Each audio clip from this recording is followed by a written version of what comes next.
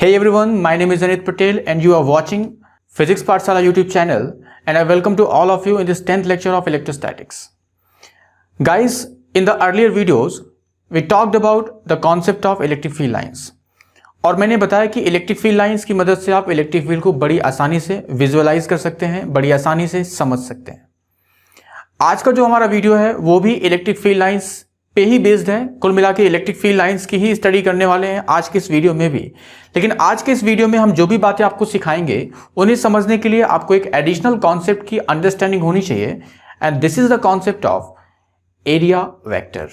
तो एरिया एक scalar quantity है या वो एक वेक्टर क्वांटिटी है, इससे रिलेटेड मैंने एक सेपरेट वीडियो बनाया हुआ है जिस वीडियो की लिंक मैंने डिस्क्रिप्शन में प्रोवाइड कर दी है। तो वो सारे बच्चे जिनको इस बात में प्रॉब्लम है कि एरिया कैसी क्वांटिटी है, स्केलर है या वेक्टर है, एरिया की डायरेक्शन कैसी होगी अगर वो वेक्टर क्वांटिटी है, तो इससे रिलेटेड अगर कोई भी डाउट्स हैं तो आप उस वीडियो को देखिए जो मैंने जिसकी लिंक मैंने प्रोवाइड कर दी है और उस वीडियो को देखने के बाद आप इस वीडियो को फिर वॉच करें सो दैट इस वीडियो में सिखाई गई हर एक बात को आप बड़ी आसानी से समझ सकें। और ये जो टॉपिक आज हम डिस्कस करने वाले हैं ये आपके बोर्ड पॉइंट ऑफ व्यू से ज्यादा इंपॉर्टेंट है as compare to your competitive examination point of view. तो चलिए शुरुआत करते हैं आज के इस वीडियो की।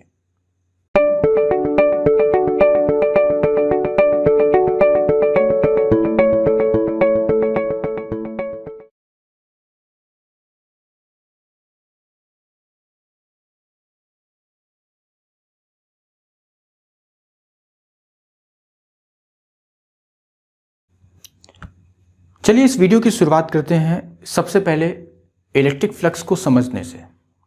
ये इलेक्ट्रिक फ्लक्स क्या होता है और इलेक्ट्रिक फ्लक्स किन फैक्टर्स पर डिपेंड करेगा। सो ये बात को समझाने के लिए कि इलेक्ट्रिक फ्लक्स क्या होता है, यहां पर हमने दो फिगर लिए हुए हैं और इन दोनों फिगर्स में आप देख सकते हैं हमने कुछ इलेक्ट्रिक फील्ड लाइंस ड्रॉ की हैं। अगर यहां पे मैंने इलेक्ट्रिक फील्ड लाइंस दिखाई हुई हैं इसका मतलब इस स्पेस में इलेक्ट्रिक फील्ड एग्जिस्ट कर रही है। सो पहली सरफेस को अगर हम देखें ये एक इमेजिनरी सरफेस है। The surface can be imaginary, the surface can be real. फिलहाल हमने इमेजिनरी सरफेस कंसीडर की हुई है। तो यहां पर इस इमेजिनरी सरफेस को 3 इलेक्ट्रिक फील्ड लाइंस क्रॉस कर रही हैं। वहीं दूसरे केस में जो इमेजिनरी सरफेस हमने कंसीडर की है इससे 6 फील्ड लाइंस क्रॉस कर रही हैं। तो ये इलेक्ट्रिक फ्लक्स क्या बताता है? इलेक्ट्रिक फ्लक्स की बात हम कब करते हैं? तो बच्चों इलेक्ट्रिक फ्लक्स का डिस्कशन हम तब करते हैं जब किसी सरफेस से इलेक्ट्रिक फील्ड लाइंस उस सरफेस को क्रॉस करती हैं। और इन दोनों केस में आप देख सकते हैं कि हमने जो सरफेस कंसीडर की हुई है तो इन दोनों सरफेसेस से कुछ फील्ड लाइंस क्रॉस कर रही हैं इन सरफेसेस को। तो जब भी ऐसा होता है कि किसी सरफेस से कुछ फील्ड लाइंस क्रॉस करती हैं तो वहां पर हम बात करते हैं इलेक्ट्रिक फ्लक्स की। अब इलेक्ट्रिक फ्लक्स क्या बताता है? तो इलेक्ट्रिक फ्लक्स बेसिकली एक ऐसी फिजिकल क्वांटिटी है जो कि इस बात के डायरेक्टली प्रोपोर्शनल होती है कि किसी सरफेस से कितनी इलेक्ट्रिक फील्ड लाइंस क्रॉस कर रही हैं। अब जैसे यहां पर मैंने 3 इलेक्ट्रिक फील्ड लाइंस इस सरफेस को क्रॉस करते हुए दिखाया है, तो अगर मैं बोलूं कि इस सरफेस के थ्रू जो पास होने वाला इलेक्ट्रिक फ्लक्स है अगर मैं बोलता हूं वो कितना है, अगर वो phi है, इलेक्ट्रिक फ्लक्स को हम phi से रिप्रेजेंट करेंगे, ठीक है। तो मुझे कहना पड़ेगा कि इस सरफेस से जो नंबर ऑफ फील्ड लाइंस हैं क्योंकि वो इस सरफेस के कंपैरिजन में डबल क्रॉस कर रही हैं तो इससे जो पास होने वाला फ्लक्स होगा इट विल बी 2 phi। तो अगर 3 फील्ड लाइंस के क्रॉस करने पे फ्लक्स phi है तो 6 फील्ड लाइंस के क्रॉस करने पर फ्लक्स कितना होगा? Flux will B 2 phi। तो आप क्या बात समझ रहे हैं? आपको है ना जो बात समझ में आनी चाहिए वो क्या आनी चाहिए कि जो फ्लक्स होता है it is directly proportional to number of electric field lines crossing the surface.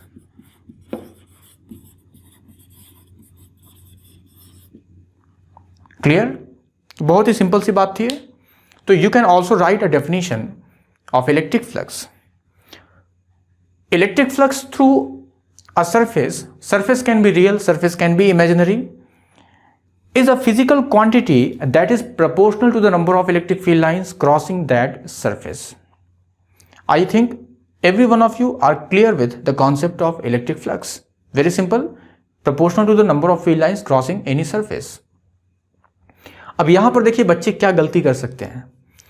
जैसे बच्चों ने देखा कि यहां पर एक फिगर है, इस फिगर में 3 इलेक्ट्रिक फील्ड लाइंस क्रॉस कर रहे हैं, तो बच्चे क्या समझ बैठते हैं कि अगर 3 इलेक्ट्रिक फील्ड लाइंस क्रॉस कर रहे हैं तो इसका फ्लक्स कितना हो जाएगा, इसका फ्लक्स वो 3 बोल देते हैं।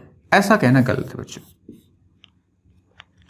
क्योंकि जो इलेक्ट्रिक फील्ड लाइंस का नंबर है, पहली बात तो इलेक्ट्रिक फील्ड लाइंस क्या होती हैं? इमेजिनरी होती हैं।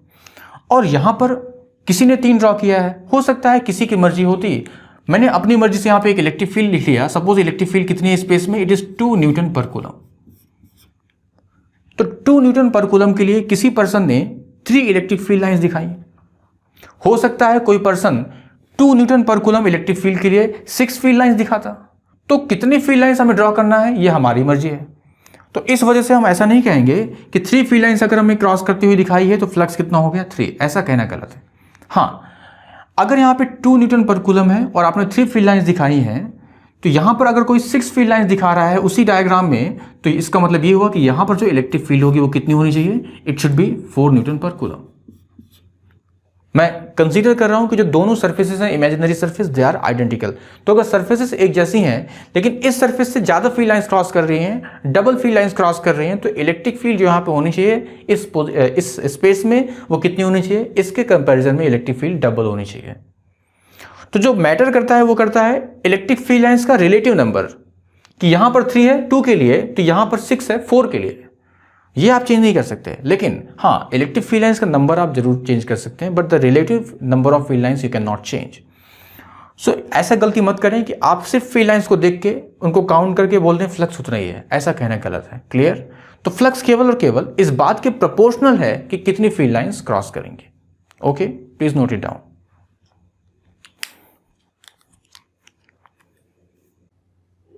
Now let us try to understand on what factors electric flux depends.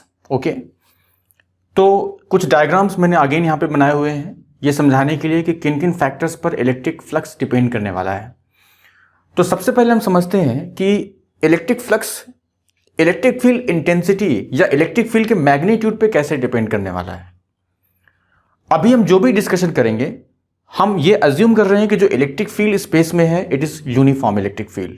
और अगर इलेक्ट्रिक फील्ड यूनिफॉर्म है इसका मतलब क्या है कि electric field strength wise, magnitude wise space के हर एक पोजीशन पर सेम है, स्पेस के हर एक पॉइंट पर सेम है, और डायरेक्शन भी वेरी नहीं करनी चाहिए। कुल मिला के everywhere in the space the electric field must have same direction, must have same intensity. और अगर ऐसा है तो इलेक्ट्रिक फील्ड को जो लाइंस होंगी उनको हमें कैसे दिखाना पड़ेगा, they will be straight, they will be parallel to each other and the distance between the field lines will be same. So equidistant field lines होंगी। तो सारा डिस्कशन अभी यूनिफॉर्म इलेक्ट्रिक फील्ड के लिए करेंगे। तो पहले हम बात करते हैं figure A first and second की। तो यहां पर हमने जो 2 सरफेस ली हुई है, दीज आर इमेजिनरी सर्फेसेस, और जिनसे हम फील्ड लाइंस को पास करा रहे हैं, ये दोनों सरफेसेस आइडेंटिकल हैं। मतलब एरिया हमने दोनों जगह क्या लिया है, दोनों जगह सरफेस का एरिया हमने सेम लिया हुआ है ए। अब जो वेरी कर रही है वो केवल और केवल क्या कर रही है, इलेक्ट्रिक फील्ड इंटेंसिटी। तो पहले केस में आप देख पा रहे हैं कि इलेक्ट्रिक फील्ड कम है क्योंकि फील्ड लाइंस के बीच की सेपरेशन ज्यादा है।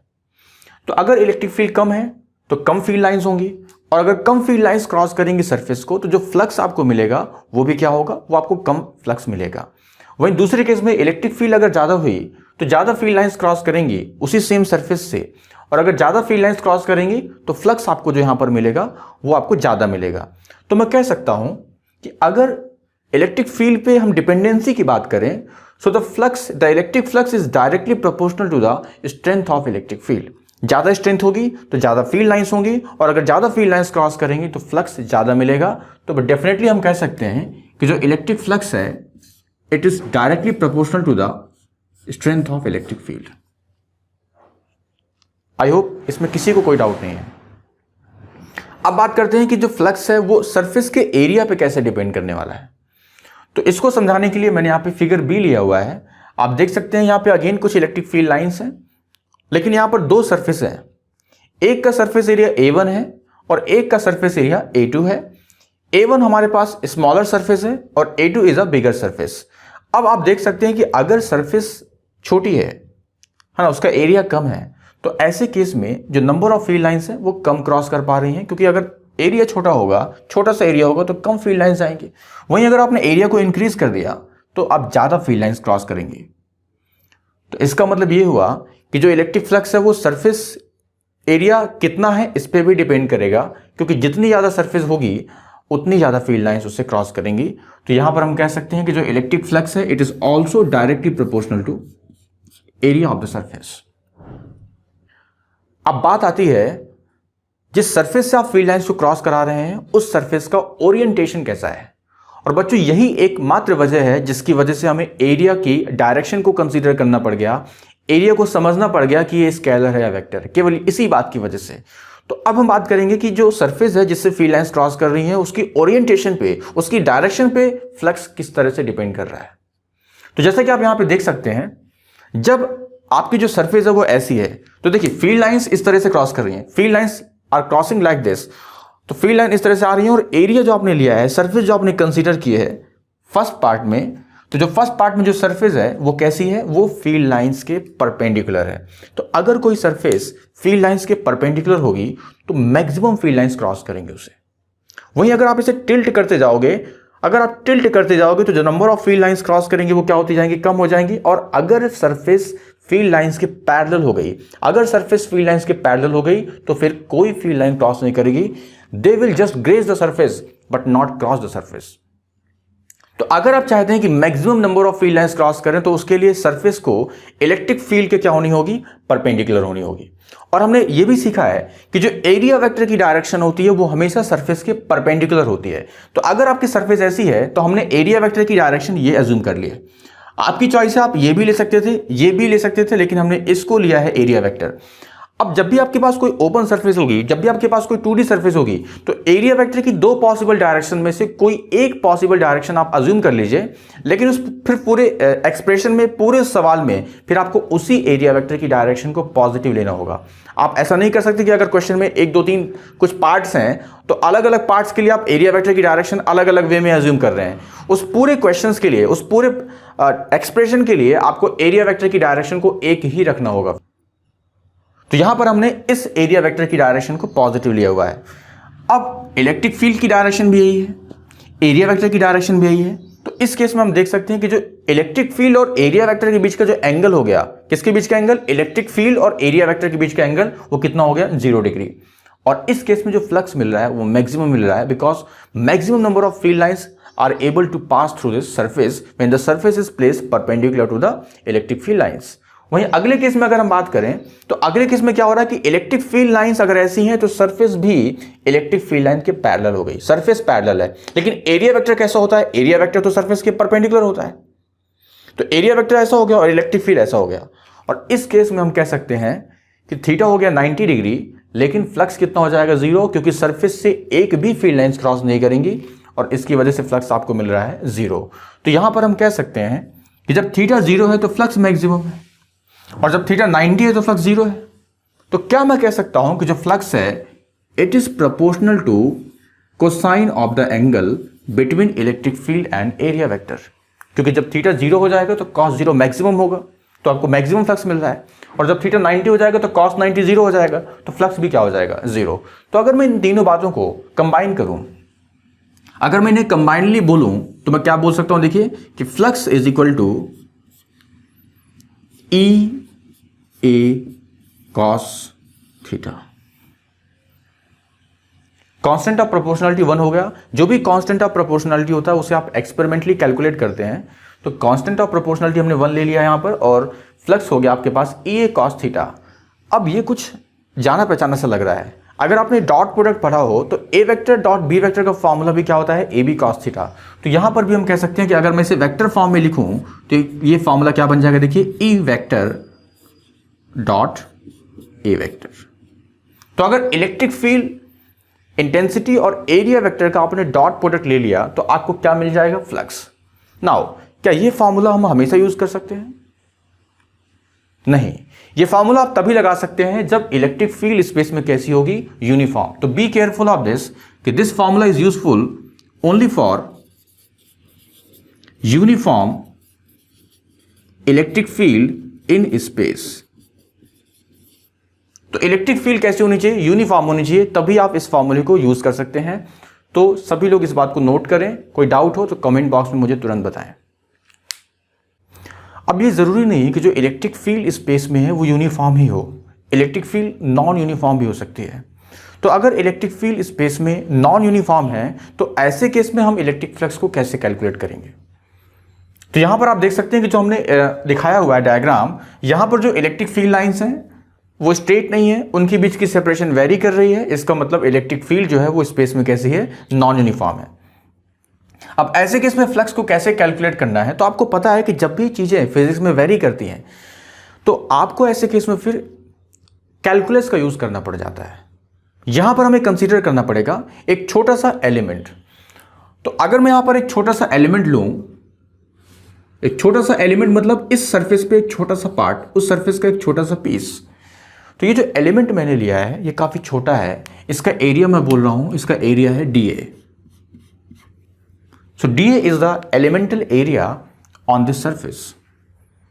और इसकी डायरेक्शन कैसी होगी, तो एरिया वेक्टर की डायरेक्शन आप हमेशा जानते हैं, it is perpendicular to the surface. तो suppose this is the direction of area vector. अब आप क्या कीजिए कि आप इलेक्ट्रिक फ्लक्स फाइंड कीजिए इस छोटे से एलिमेंटल एरिया से। उसका फायदा क्या है, देखिए अगर आप इस छोटे से एलिमेंटल एरिया से इलेक्ट्रिक फ्लक्स फाइंड करते हैं, जिसको बोल रहा हूं मैं डी फाई, तो this will be equal to E vector dot d A vector. Sir आपने कहा था ये फॉर्मूला तो हम तब लगा सकते हैं जब इलेक्ट्रिक फील्ड स्पेस में कैसी हो, यूनिफॉर्म हो, जबकि यहां पर नॉन यूनिफॉर्म है, फिर भी आप ये फॉर्मूला लगा रहे हैं। उसका वजह क्या है, उसका वजह ये है कि आपने जो एरिया लिया है वो बहुत ही छोटा सा एरिया है। अब अगर एरिया बहुत छोटा सा है तो इस छोटे से एरिया में इलेक्ट्रिक फील्ड के वेरिएशन को हम इग्नोर कर सकते हैं, क्योंकि अगर सोचिए, आप खुद ही सोचिए, एक बहुत ही छोटी सी जगह हो तो वहां पर इलेक्ट्रिक फील्ड के जो वेरिएशन है वो आपको इतना ज्यादा विजिबल नहीं होगा। और इस वजह से हम नियरली क्या मान सकते हैं कि इस छोटे से रीजन में इलेक्ट्रिक फील्ड ऑलमोस्ट कांस्टेंट है, और इस वजह से हमने क्या कर दिया, ये फॉर्मूला लगा दिया ई वेक्टर डॉट एरिया वेक्टर। अब देखिए, अभी जो आपने फ्लक्स निकाला है वो केवल और केवल इस छोटे से एलिमेंटल एरिया से फाइंड किया है। मुझे इस पूरी सरफेस से अगर इलेक्ट्रिक फ्लक्स फाइंड करना है तो फिर मुझे इस डी फाई को क्या करना पड़ेगा, इंटीग्रेट करना पड़ेगा। So for calculating the electric flux through this entire surface we need to calculate this small electric flux, this elemental electric flux. So what we will get? Integration of electric field dot dA.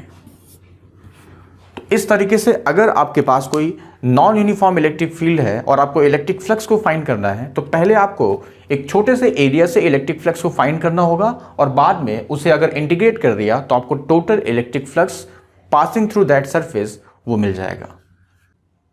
So let us discuss the problem 1, which says that calculate electric flux passing through the surface.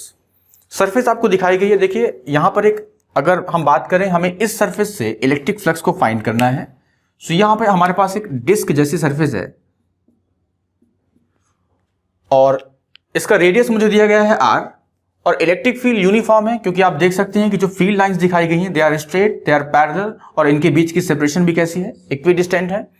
Electric field आपको दी गई है वो कितनी है, ई naught है। तो अगर हम यहां पर फ्लक्स निकालना चाहते हैं तो सबसे पहले हम फॉर्मूला क्या लगा सकते हैं, यहां पे the flux is dot product of electric field and area vector. तो एरिया वेक्टर की डायरेक्शन जो होगी वो सरफेस के कैसी होती है, परपेंडिकुलर। तो यह हमारे पास क्या हो जाएगा, एरिया वेक्टर, जो कि सरफेस के कैसा होगा, परपेंडिकुलर। और आप देख सकते हैं अगेन कि जो एरिया वेक्टर है और जो इलेक्ट्रिक फील्ड है both are in same direction, so the angle between these two will become 0 degree. तो मैं कह सकता हूं कि जो फ्लक्स होगा it is E A cos 0 degree. E कितना है, ई नॉट है, एरिया कितना हो जाएगा, तो इस सरफेस का एरिया क्या हो जाएगा, तो डिस्क है pi R square. So the answer is flux is equal to E naught pi R square. Clear?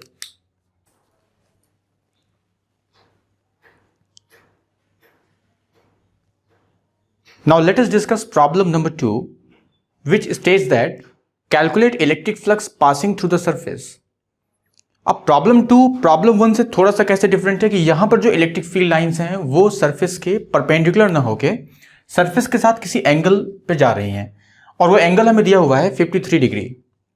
तो सभी लोग स्क्रीन को पॉज करके एक बार खुद इसे ट्राई करें और बताएं इसका आंसर क्या होगा। रेडियस आपको वापस से आर लेनी है, और जो इलेक्ट्रिक फील्ड है अगेन वो यूनिफॉर्म है, यूनिफॉर्म इलेक्ट्रिक फील्ड है, और उसकी जो इंटेंसिटी आपको दे रखी है इट इज ई नॉट। तो स्क्रीन को पॉज करके ट्राई करें।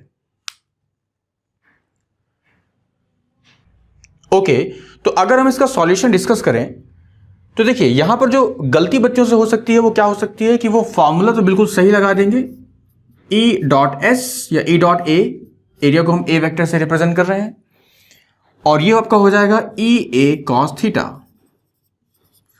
अब गलती किस में हो सकती है? थीटा में। जल्दबाजी में बच्चा क्या कर सकता है कि जो एंगल होगा वो क्या ले लेगा, वो 53 डिग्री, जो कि गलत हो जाएगा। क्योंकि ध्यान रहे एंगल जो है वो किसके किसके बीच है? इलेक्ट्रिक फील्ड वेक्टर और एरिया वेक्टर। तो एरिया वेक्टर तो हमेशा सरफेस के कैसा होता है? परपेंडिकुलर। तो यहां पर अगर हम एरिया वेक्टर को ड्रॉ करें तो area vector will be perpendicular to the surface. तो ये आपका एरिया वेक्टर है। सरफेस के कैसा होना चाहिए? सरफेस के परपेंडिकुलर। तो क्लियर है, यहां से आप देख सकते हैं कि जो एंगल हमें लेना चाहिए था इट शुड बी 37 डिग्री। 90 में से माइनस करेंगे 53 को, so this angle is 37 degree. तो आपको ये एंगल चाहिए which is the angle between electric field vector and area vector. तो यहां पर अगर हम 37 डिग्री पुट कर देंगे तो आंसर हमें क्या मिलेगा? Flux is equal to electric field E naught है, एरिया अगेन कितना हो जाएगा? Pi R square cos 37 degree, और cos 37 कितना होता है? 4/5।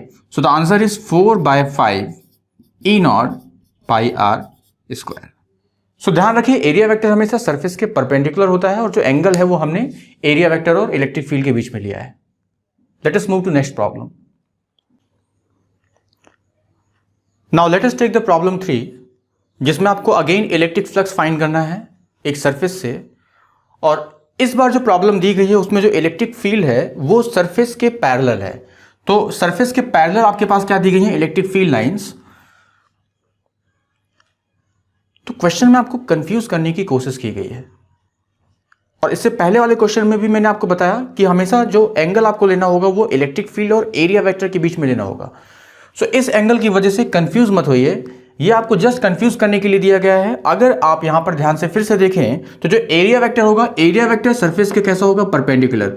तो एरिया वेक्टर का जो एंगल है वो इलेक्ट्रिक फील्ड के साथ कैसा हो जाएगा? Again 90 degree. आप देख सकते हैं एरिया वेक्टर और इलेक्ट्रिक फील्ड के बीच का एंगल क्या हो जाएगा? 90 डिग्री। तो यहां पर अगेन हम कह सकते हैं कि जो एरिया वेक्टर और इलेक्ट्रिक फील्ड का एंगल अगर 90 डिग्री है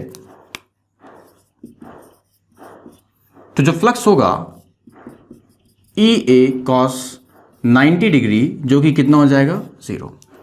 और वैसे भी अगर आप यहां पे इस तरह से सोचें कि एक भी फील्ड लाइन ऐसी नहीं है जो सरफेस को क्रॉस कर रही हो, वो सरफेस को ग्रेज कर रही है लेकिन उसे क्रॉस नहीं कर रही है।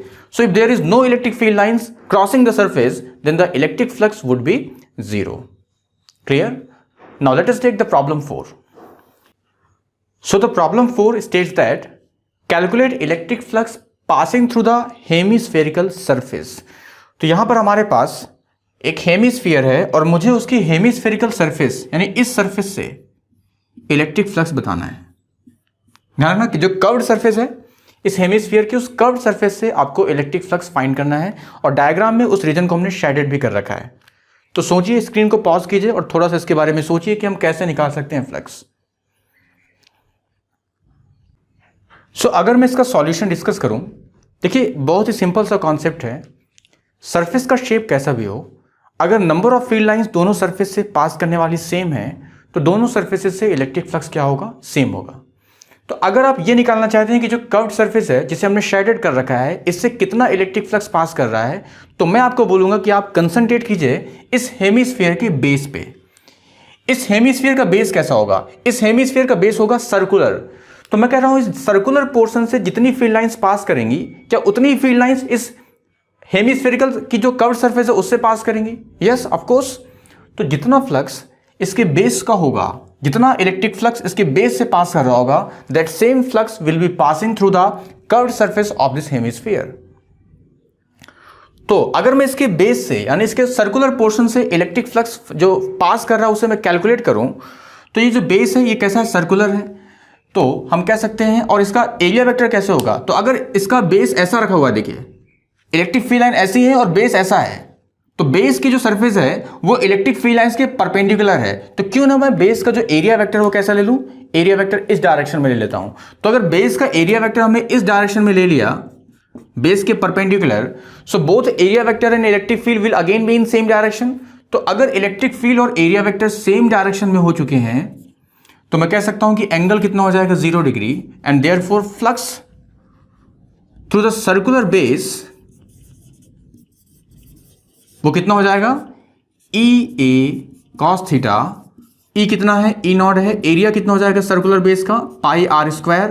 तो ये आपके पास आ गया वो फ्लक्स जो इस सर्कुलर बेस से पास कर रहा है, और जितना फ्लक्स सर्कुलर बेस से पास करेगा दिस सर्कुलर बेस वही हो जाएगा इक्वल किसके, flux through hemispherical curved surface. इसका मतलब इसका भी आंसर क्या हो जाएगा, ई नॉट पाई आर स्क्वायर। सो बहुत ही सिंपल सा लॉजिक है।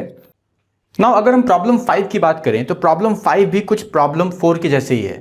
प्रॉब्लम 4 में जिस सरफेस से आपको फ्लक्स निकालना था it was a curved hemispherical surface, और यहां पर जो हमारे पास सरफेस है वो एक शेडेड या आपको दिखाई गई है, it is an irregular surface, और इससे आपको इलेक्ट्रिक फ्लक्स फाइंड करना है। लॉजिक वही है, जितनी फील्ड लाइंस हम देख पा रहे हैं इसके सर्कुलर बेस से क्रॉस करेंगी, that same number of field line will cross this shaded portion. तो जितना फ्लक्स इसके सर्कुलर बेस का होगा उतना ही फ्लक्स इस शेडेड पोर्शन का होगा। तो मैं अगर इसके बेस का इलेक्ट्रिक फ्लक्स निकाल लूं, that same answer will be for the electric flux through this shaded portion. तो इसका भी आंसर क्या हो जाएगा कि जो फ्लक्स होगा, मैं केवल यहां का निकाल लेता हूं फ्लक्स, इस रीजन का। सो अगेन हम कह सकते हैं एंगल क्या हो जाएगा, सरफेस का जो एरिया वेक्टर होगा वो ऐसा कंसीडर कर लेते हैं। तो एरिया वेक्टर और electric field both are in same direction, so the flux will be equal to A cos theta, और थीटा कितना हो चुका है again 0 degree, so the flux is E naught into pi R square. और जो flux इस circular base का होगा that same flux will be of this curved surface. तो इस तरीके से हमने समझा कि इलेक्ट्रिक फ्लक्स होता क्या है, इलेक्ट्रिक फ्लक्स किस फैक्टर पे डिपेंड करता है, और आज हमने जो भी एग्जांपल लिए थे वो सारे एग्जांपल में हमने है ना ओपन सरफेसेस को कंसीडर किया था। अगले वीडियो में हम बात करेंगे कि अगर हमारे पास कोई क्लोज सरफेस दी जाए तो क्लोज सरफेस से इलेक्ट्रिक फ्लक्स को कैसे फाइंड करेंगे। अगला video is very very important, जिसमें हम बात करेंगे गॉस थ्योरम के बारे में, और गॉस थ्योरम अगर बोर्ड पॉइंट ऑफ व्यू से बात की जाए तो it is a very important topic. सो मुलाकात होगी अगले वीडियो में, तब तक के लिए आप सभी इसी तरह से घर में पढ़ते रहिए, अपने स्वास्थ्य का ध्यान रखिए और खुश रहिए।